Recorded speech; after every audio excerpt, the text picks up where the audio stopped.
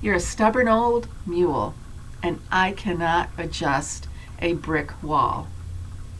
Two funny little sayings that make no sense, but maybe if I can explain it, I can get to the heart of the matter. Because all we want to do is to function normally every day, and I hate to use the word normal. We should function in a balanced pattern. There are times when we have high stress, there are times when we have low stress, and in between all that, we have to help the body recover. And chiropractic is our way of reaching the brain and resetting the brain. The brain is always reorganizing itself. It's always trying to make sense of the environment. It's trying to make sense of your limbic system memories and use them appropriately. And we need to understand the brain chooses priority. It's not going to work on what we want it to work on. Whatever that immediate momentary concern is right now, I've got to tell everybody who comes to me, that may not be what your brain wants to work on right now. But we can facilitate it in order to get your body efficiently taking care of all the concerns that are important. So when I say the brain chooses priority, it's going to pick what is the most important part of survival at this moment in time. And if it's a perceived survival stress, your digestion isn't going to work properly. It's going to go in a holding pattern, patiently waiting for the stressful event to end. Your toxins are going to build up because you don't have that detoxification process working. When you're in fight or flight, that's the sympathetic nervous system, and that is going to take precedence. And when you're in fight or flight, then the parasympathetic nervous system, the vagus nerve, goes on a little vacation and just waits patiently for the events to calm down. So chiropractically, the first goal is to adjust the spine in order to help reorganize the brain, in order to calm that fight or flight response. Because in our modern day world, we make everything fight or flight, don't we? We have a lot of drama. We overemphasize things that aren't really as important as they should be. We put too much emphasis on things, and everything is survival, almost. And that's how the brain will perceive it. Even if we over-exaggerate it in our minds, the brain takes that seriously and says, okay, we're in danger. So why do I say you're stubborn and I can't adjust a brick wall? And I can tell when I'm palpating somebody's spine, I can tell that they are in just a high state of fight or flight. And sometimes the most we can do is get a little bit of relaxation in that spine. And it's not enough to make the huge changes you want to see. Everybody wants instant relief. They want that instant gratification. They just want fast solutions. And your body, your brain, is going to choose priority. Maybe it's your liver that needs healing more than this tight muscle. Maybe your stomach needs healing. And I only say the word healing.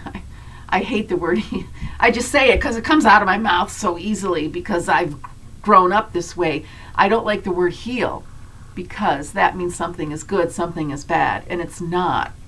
It's in a different process. It's in a different part of the continuum. Your body is always reorganizing itself. When you're in fight or flight, you get that huge energy drain. You lose energy. It might be stealing minerals from your bones. It's going to steal the protein out of your muscles. And we don't want that going on too long. We need that time to recuperate and replenish. You may call it heal. I want to call it reorganizing, putting back what was taken away.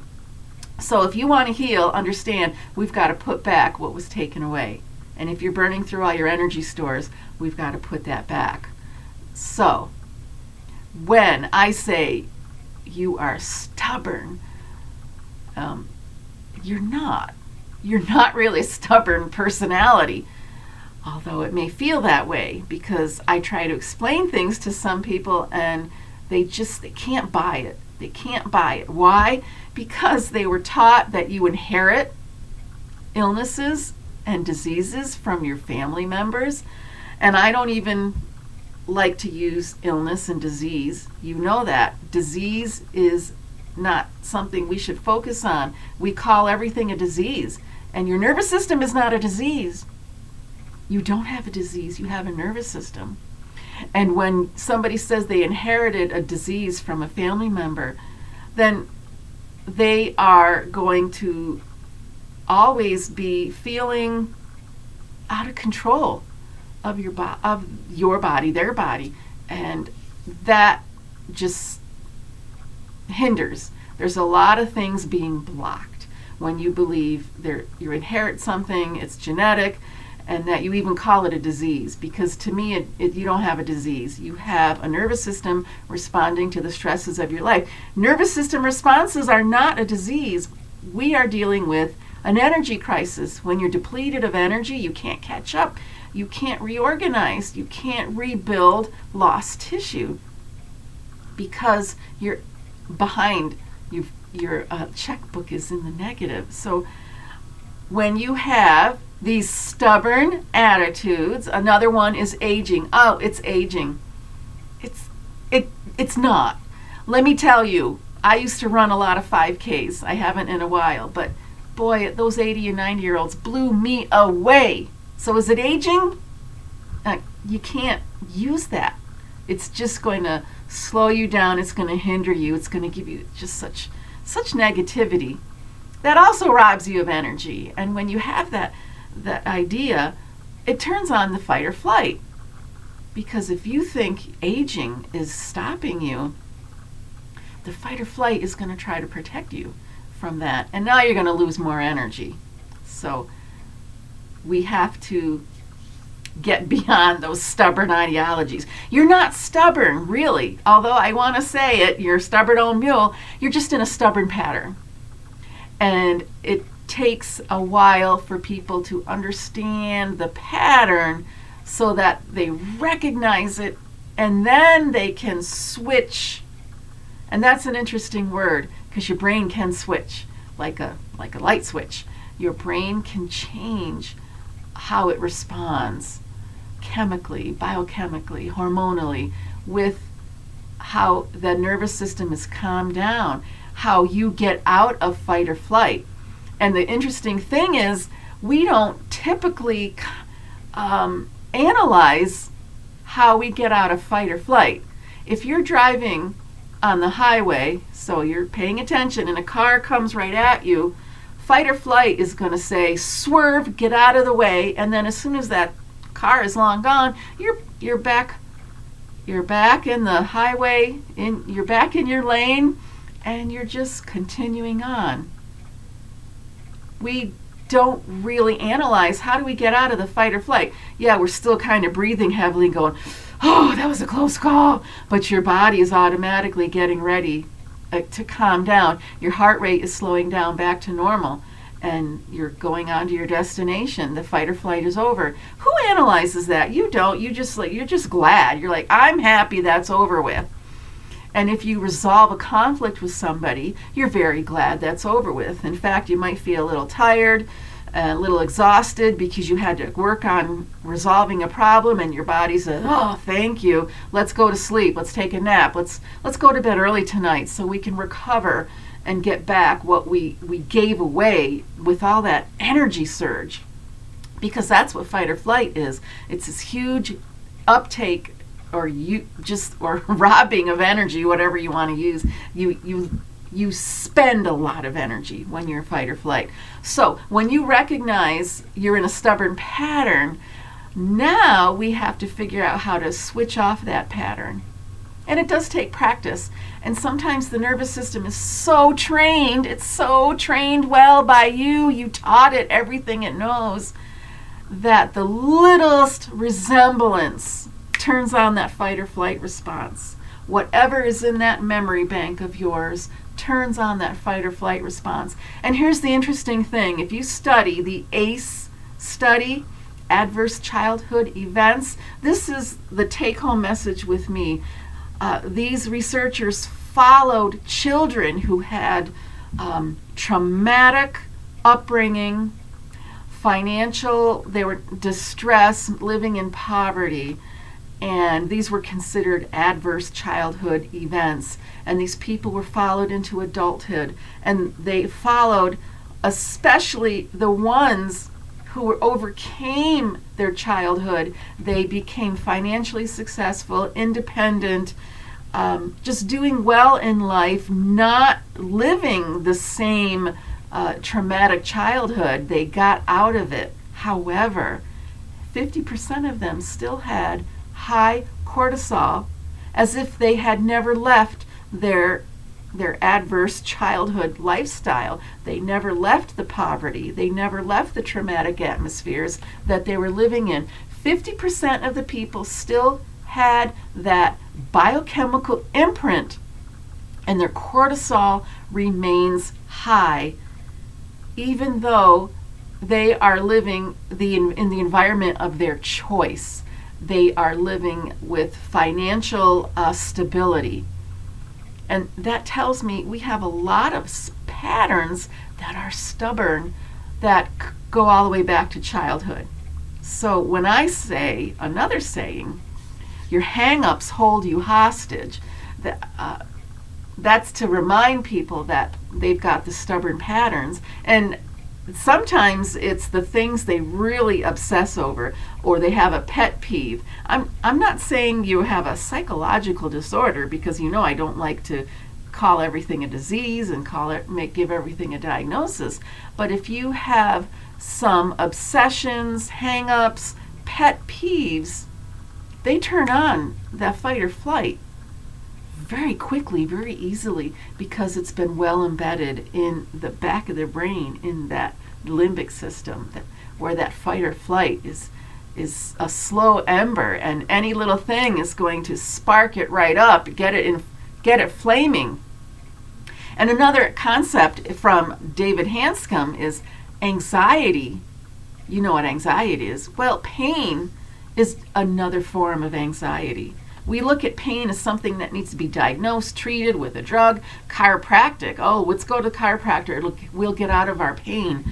And I know there's a lot of chronic pain that is just the fight or flight. It's smoldering until that spark gets it going again. So think of pain as another form of anxiety. And if you do that, maybe you can approach it differently. And in fact, a lot of people are approaching things differently. Here is a book called Redefining Anxiety. When I said we need to redefine what you call disease, what you think is a disease, what you call a disease, what you label a disease, we need to redefine it, just like redefining anxiety. I'd love to redefine your rheumatoid arthritis. I'd love to redefine your osteoarthritis. I'd love to redefine your definition of aging. I'd love to redefine your definition of inherited genetic diseases. Because if you're not getting better, if you're not feeling better, if you've lost the confidence in yourself and what your body is able to do, you may have lost confidence. I'm going to say your brain is working on a different priority at this moment. How can we be a partner with the brain? I like to help people understand the fight or flight response so that they can pinpoint when they're more likely to go into fight or flight response, and how we can calm that fight or flight response. Chiropractic care, that adjustment calms the fight or flight, and it helps to get the replenish the vagus nerve, and then it's also helping your prefrontal cortex focus differently. The brain is always organizing itself based on your environment, your external environment, your internal environment. It's always reorganizing itself. It's in that process. It's in the protective stage, it's in the rebuilding stage. And if we can really study it and recognize it within our body, we can welcome it instead of hate it, and we can help partner. We can partner with the brain and help things happen a little more quickly. The desirable patterns that you want to occur will happen in a more efficient manner. So that requires teaching your brain. And the chiropractic adjustment opens up that teaching window. Chiropractic is an opening point for relearning, teaching the brain. So there is a little bit more work you need to do. Part of it is watching this video and helping change your brain, helping to redefine what you call disease, redefine everything almost, redefine the things that you don't like, because everything the body does is correct for the situation. I feel like a broken record, but we have to really understand what the body is doing. It's exciting.